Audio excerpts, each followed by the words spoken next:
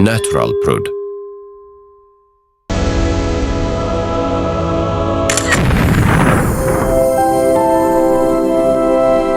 Genèse 13. Verset 1 d'Égypte, Abraham retourne au sud de Canaan avec sa femme et tout ce qui est à lui. Lot est avec lui. Verset 2. Abraham est très riche. Il a de grands troupeaux, beaucoup d'argent et beaucoup d'or. Verset 3, il va par étapes du sud jusqu'à Béthel. Il a déjà campé là, entre Béthel et Haï, verset 4, et il a construit un autel à cet endroit. C'est là qu'Abraham prie Dieu en l'appelant Seigneur. Verset 5. Lot est venu avec Abraham. Lui aussi possède des moutons, des chèvres et des bœufs, ainsi que des tentes. Verset 6. Ce pays n'est pas assez grand pour les faire vivre tous ensemble. En effet, leurs troupeaux sont trop nombreux et ils ne peuvent pas rester ensemble. Verset 7. De plus, les Cananéens et les Périzites habitent dans le pays. Il y a une dispute entre les bergers d'Abraham et ceux de Lot. Verset 8. Alors Abraham dit à Lot, « Nous sommes de la même famille, ne nous disputons pas.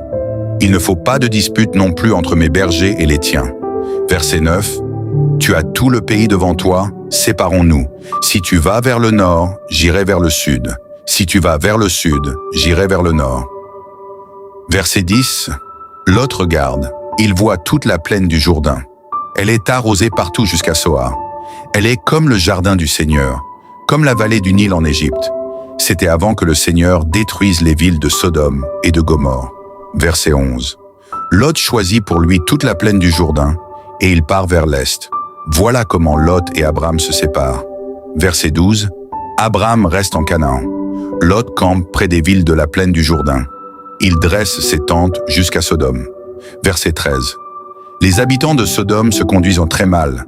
Ils commettent des péchés graves contre le Seigneur. Verset 14.